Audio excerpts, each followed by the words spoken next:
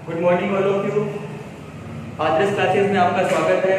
पिछली वीडियो में हमने एस्किमो जनजाति का अध्ययन किया था, उसी का सेकंड पार्ट लेकर आए हैं आज हम। एस्किमो जनजाति, एस्किमो का शाब्दिक अर्थ होता है कच्चा मांस खाने वाला। क्योंकि ये लोग आज भी उसी प्रकार की आदिम अवस्था में रहते हैं, तो ये कच्चा मांस खाते हैं, उसको पका करके या फिर किसी विशेष प्रकार के परिवर्तन करके नहीं खाते हैं। एस्किमो हमने पिछले वीडियो में आर्केड के बारे में पढ़ा था। आर्केड के अंदर 3 प्रकार का आर्केड होता है, माओपाक, इतुपाक और उत्तोक। माओपाक जिसका शाब्दिक अर्थ होता है प्रतीक्षा करना। माओपाक विधि किस प्रकार की जाती है, इसके बारे में आप जानिए। माओपाक में जो एस्किमो आर्किटेक्ट होता है वो सील मछली का इंतजार करता है, उसके लिए एक छिद्र के अंदर विशेष प्रकार का चारा डालकर या फिर दाने डाल करके सील मछली को बुलाता है। और जब सील मछली आती है और जो छड़ी उस छिद्र में लगाई जाती है वो हिल जाती है, उससे उसको पता चल जाता है और अपने हथियार, यहाँ पर हथियार का नाम आप ध्यान रखना, उनका जो एक हथियार होता है उसका नाम है हार्पून। हार्पून एक प्रकार का भाला होता है जिसकी सहायता से वो इस सील मछली का शिकार कर देते हैं। माओपाक विधि जिसका अर्थ होता है प्रतीक्षा करना। दूसरी विधि है इतुपाक विधि, ये भी शीतकालीन आर्केड है। इसमें जो आर्केटक होता है वो 2 छिद्र बनाता है। एक छिद्र में सील मछली को लालच देके बुलाया जाता है और दूसरे छिद्र से जो आर्केटक होता है वो पता लगा करके सील मछली को हार्पून की सहायता से शिकार कर लेता है। तीसरी विधि जिसका नाम है उत्तोक, ये बसंतकालीन आर्केड है।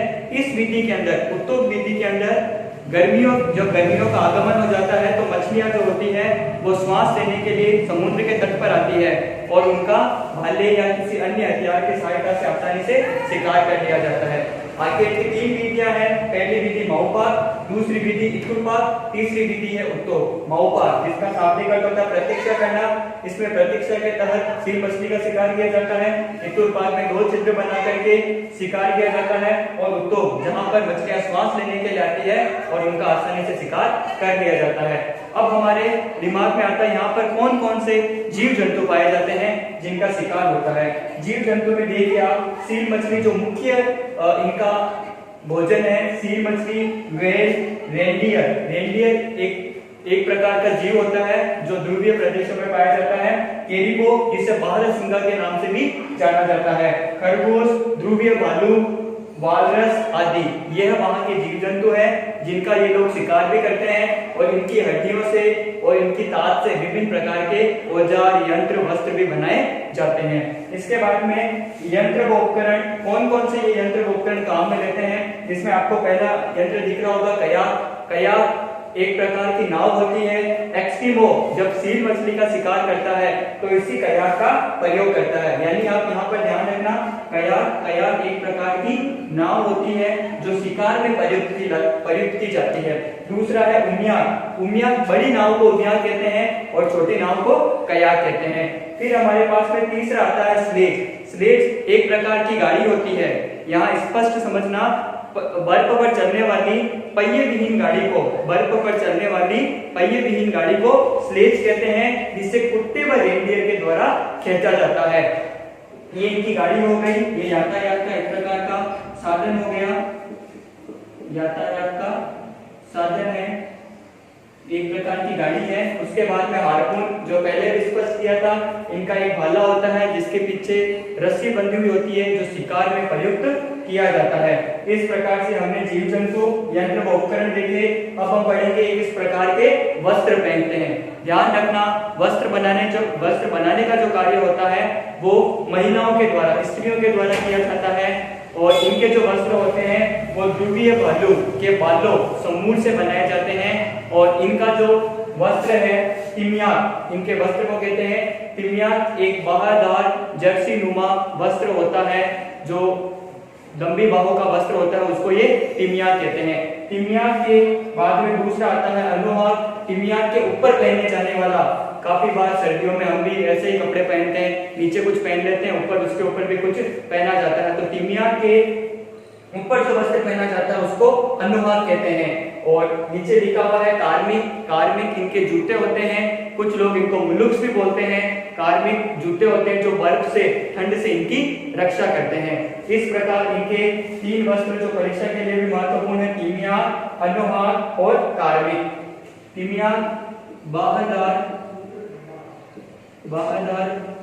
जर्सी नुमा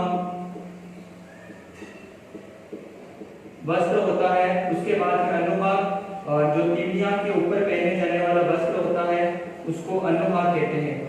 तीमियान के ऊपर पहना जाता है कार्मिक का अर्थ होता है जूते, इनको मुलुक्स के नाम से भी जाना जाता है। उसके बाद में हम एस्किमो के निवास गृह का अध्ययन करेंगे। आप चित्र में देख सकते हैं, आपको एक मकान दिखाया गया है जिसे इग्लू भी कहते हैं।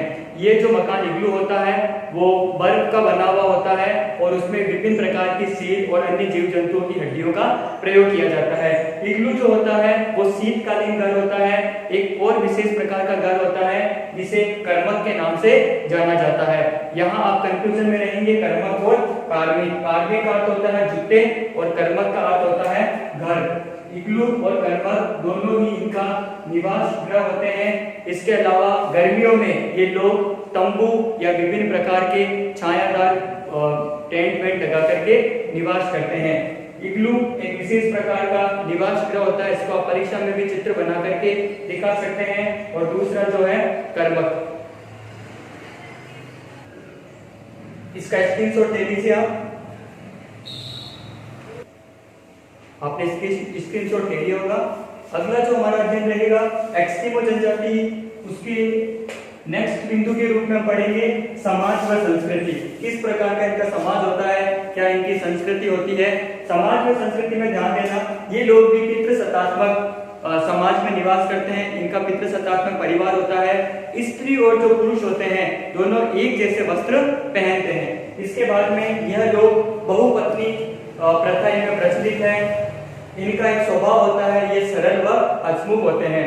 इसके बाद में वातावरण समायोजन के तहत इतने कठोर वातावरण में भी ये अपने आप को समायोजित करके अपना जीवन यापन करते हैं। उसके पश्चात में हिम कवच का प्रयोग ऐसे कि सूर्य की किरणें जब बर्फ पर पड़ती है तो एक चमकीलेपन से बचने के लिए, तेज प्रकाश से बचने के लिए ये लोग एक विशेष प्रकार के हिम कवच का प्रयोग करते हैं। उसके बाद में ध्यान रखना, एस्किमो जो लोग होते हैं वो एल्यूट भाषा का उपयोग करते हैं। इनकी जो भाषा होती है वो एल्यूट भाषा होती है। लेकिन धीरे धीरे समाज के बदलाव, संस्कृति के बदलाव, आधुनिक सभ्यता से संपर्क के पश्चात एस्किमो जनजाति आज विभिन्न प्रकार के नए नए उपकरणों का प्रयोग करने लग गई है।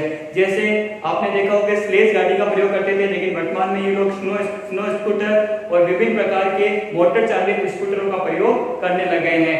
पुराने टाइम में हार्पून इनका हथियार होता था, वर्तमान में ये बंदूक और अन्य अस्त्र शस्त्रों का भी प्रयोग करने लग गए हैं। अब इनके पहनावे में भी काफी बदलाव आया है। इस प्रकार हमने आज पढ़ा था एस्किमो। अगली हमारी जो जनजाति रहेगी वो रहेगी बुशमैन। धन्यवाद।